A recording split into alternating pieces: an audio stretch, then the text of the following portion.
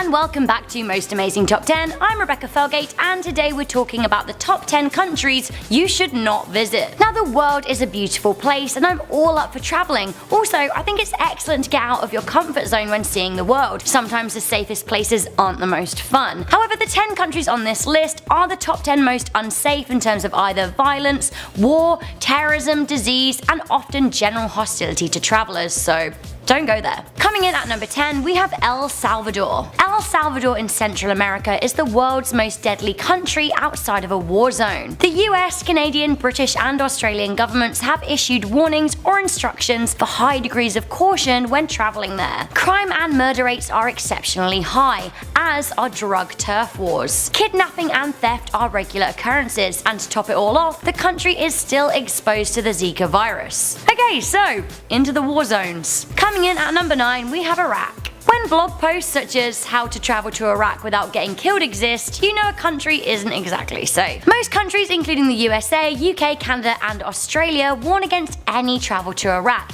especially Baghdad and Mosul. Now, the latter is a tightly fought ISIS battleground. Devastatingly, Iraq used to be a beautiful and culturally rich place to visit. However, these days, with ISIS fighting Kurdish forces, it's volatile and tourists run the risk of being kidnapped or murdered. On top of the terrorist situation, Iraq is an unsafe place to consume alcohol. Coming in at number 8, we have the Central African Republic. The Central African Republic has been unstable since its declaration of independence from France in the 1960s. There is a huge tension between Muslim and Christian militias who openly fight one another and kill civilians. Most governments advise against all travel to the country except for the capital, Bangui. Bangui has an advisory against non-essential travel, so I still wouldn't go there. The country is also very unsafe for any LGBTQ travelers, with homosexual acts punishable by law. You may also be thrown in prison for taking pictures of buildings or talking to people that you're not supposed to. Coming in at number 7, we have Afghanistan. Almost all countries advise against any travel whatsoever to Afghanistan. To be frank, it's still pretty much a war zone. Ongoing insurgency, unstable security, terror attacks, risks of kidnapping, and high crime make visiting Afghanistan a gamble with your safety, and the odds aren't with you. LGBTQ travelers are at serious risk, and anyone showing affection in public, including heterosexuals, are at risk of punishment. Women, you're also at risk here. The strict Islamic culture in Afghanistan is still very anti-flesh flashing of any kind. On top of that, the country is at risk from earthquakes and landslides. Coming in at number 6, we have North Korea. North Korea. Maybe the country doesn't deserve to be so high up on this list, but the situation is so volatile that it could turn at any minute, and you don't want to be there when it does. Visiting a dictatorship in any country is risky. Dictators don't generally take jokes too well or unpredictable behavior well. They just don't like it. Remember the American student Otto Warmbier, who was sentenced to 15 years hard labor for just stealing a sign?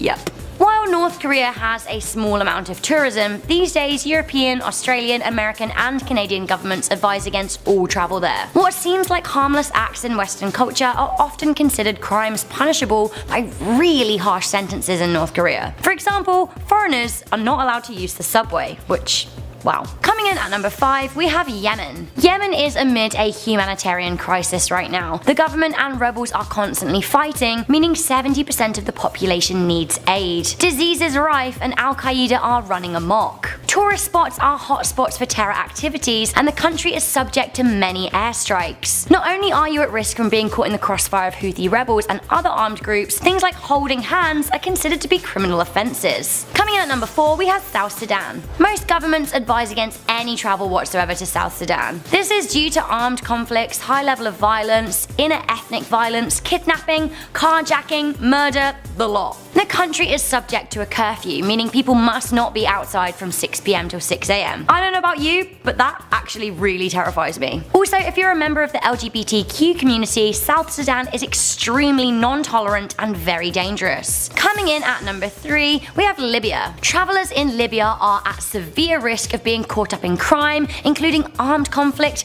kidnapping, and terror attacks specifically targeting Westerners. Governments warn against any travel whatsoever in Libya. The situation in Benghazi, as we all know, is particularly unstable and very very violent. Armed clashes are frequent throughout the country, and there is no current government in charge as rebels have overthrown them. Weapons are readily available, and there is a big risk of landmines, which, I mean, I'd rather not. Coming into number 2, we have Syria. It's actually very devastating that Syria is on this list because I'm told from a few friends that before 2011 it was a very beautiful country. However, these days large parts of it have been destroyed and ISIS runs amok. Foreigners are a target for terror and are often kidnapped for ransom or political gain. ISIS isn't the only problem either. Many opportunist criminals are taking advantage of the instability and lack of security by committing violent crimes themselves. War tactics like blockading cities have been known to happen in Syria, which can mean travelers are caught up in famine, drought, and worse. Of course, the cities are constant targets for terror attacks. You just don't want to be there. The country is also not welcoming to the LGBTQ community, who are at serious risk. Finally, coming in at number 1, we have Somalia. There is a very strong anti-Western sentiment in Somalia, and it is not a safe place to be, like,